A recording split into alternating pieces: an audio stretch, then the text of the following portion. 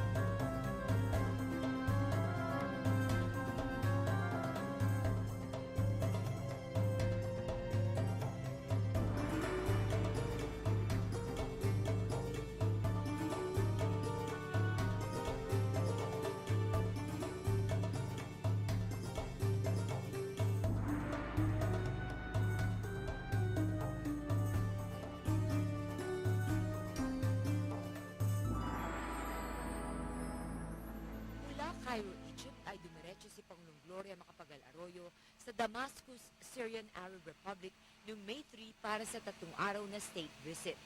Makasaysayan ang pagdalo na ito ng Pangulo dahil siya ang kauna-unahang presidente ng Pilipinas na nagsagawa ng state visit sa bansang Syria. Ang capital city nito na Damascus ay tinaguri ang bilang one of the oldest continuously inhabited cities in the world.